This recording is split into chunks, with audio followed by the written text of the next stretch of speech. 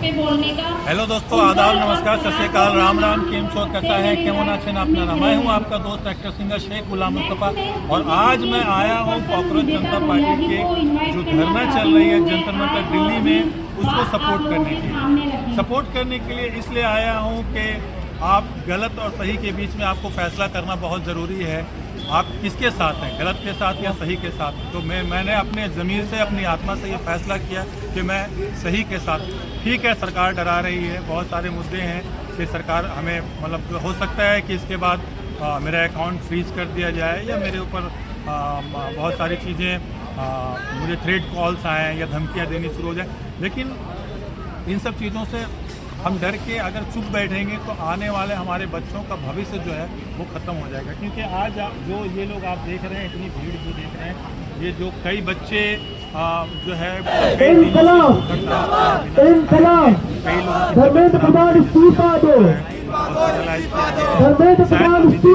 जो यहाँ पे बहुत बहुत धन्यवाद सर। इसलिए जोरदार तालियां हो जाए जो हमारे नेक्स्ट वक्ता हैं। बिना कुछ खाए पिए सोनम मानसिक सर जो है वो स्टेज पे भूख हड़ताल कर रहे हैं। बहुत सारे आप ये छोटे छोटे कैंपों में जो है अलग अलग फैकल्टी के, अलग अलग लॉ के स्टूडेंट हैं, अलग अलग उससे आते हैं। सबकी एक ही मांग है जो जायज़ मांग है। कोई यहाँ पे मतलब कोई गलत मांग या कोई गलत चीज़ों को लेके धरना प्रदर्शन या ऐसी कोई चीज़ें नहीं कर रहा है। इसकी वजह से दिल्ली पुलिस या सेंट्रल गवर्नमेंट के जो फोर्सेस हैं वो भी उनको सपोर्ट कर रही है। तो बहुत शांति प्रिय, बहुत आप देखेंगे, अगर मैं आप एक बार आपको क्या कि लोग बड़े शांति सुकून से मतलब जो है अपनी चीज़ों को, अपनी मांग को बड़े आराम से रख रहे हैं। और यही वजह है कि जो भी यहाँ पे दिल्ली पुलिस हो या जो यहाँ के एडमिनिस्ट्रेशन डिपार्टमेंट है, उनको कोई फ़र्क नहीं पड़ रहा क्योंकि सब कुछ शांति से चल रहा है। सिर्फ एक चीज़ है कि सरकार जो है इनकी सुने, इन बच्चों की सुने जो अपनी मांग, जो 2-2 साल 3-3 साल 18-18 घंटे पढ़ने के बाद अपनी तैयारी करके एग्ज़ाम्स में जाते हैं और पेपर लीक हो जाता है। अब जिनके पास पैसा है, पेपर लीक करवा के पैसे दे के वो डॉक्टर इंजीनियर बन हो जाएंगे, लेकिन क्या वो सही ढंग के डॉक्टर इंजीनियर बन पाएंगे? क्या वो ढंग से इलाज कर पाएंगे? आप सोचो, अगर फर्जी डिग्री लेके कोई मतलब जो है डॉक्टर बनता है तो किस तरह का वो डॉक्टर बनेगा, आप खुद से सोचो।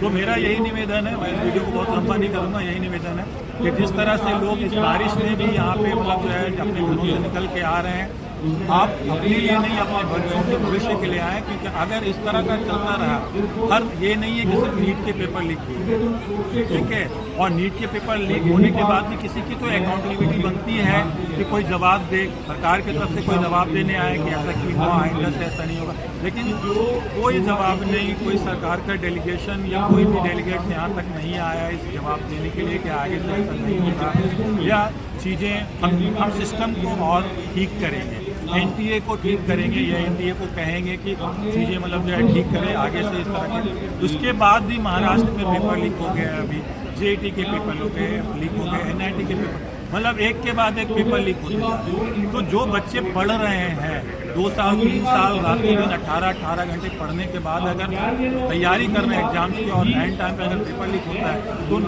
बच्चों की मेंटलिटी पे क्या असर होगा? कुछ बच्चों ने, आपको पता है कि सुसाइड कर लिया था। तो ये चीज़ें मतलब सोच के भी मतलब जो है एक अंदर से आत्मा मतलब जो है मतलब वो हो जाती है कि किस तरह के लोग हैं ये जो बैठे हैं ऊपर जो बैठे हैं, उनको मतलब जो है कोई फ़र्क ही नहीं पड़ रहा। जैसा कि कल रघुराम सर ने कहा कि हमें तो ये लगता है कि उनको कोई फ़र्क ही नहीं पड़ रहा है कि आप बारिश में हो, धूप में हो, गर्मी में हो, आप भूखे मर रहे हो, हॉस्पिटलाइज हो रहे हो, कोई फ़र्क नहीं पड़ रहा। हमें कोई फ़र्क नहीं पड़ता, आपको जो करना है करो। एक छोटी सी मांग है कि जिसकी अकाउंटेबिलिटी बनती है, जिसकी जिम्मेदारी बनती है, वो रिजाइन करे। जो अगर मैं किसी पद पे हूँ और मैं अपने काम को ठीक से नहीं कर पा रहा हूँ, अपने जिम्मेदारी को नहीं निभा पा रहा हूँ, तो मेरा खुद का फर्ज बनता है कि मैं अपने उस पद से रिजाइन करूँ। मेरी ये जवाबदेही बनती है जनता की। मैं इतना ही कहना चाहूँगा, आपसे गुजारिश करूँगा कि आप भी अपने घरों से निकल के आएँ, इन बच्चों के लिए आए, अपने खुद के बच्चों के भविष्य के लिए आए, नहीं तो कल के आपके बच्चों का भी भविष्य ऐसा ही होगा। एक दिन वो आएगा जब हिंदुस्तान का पूरा एजुकेशन सिस्टम खत्म हो जाएगा और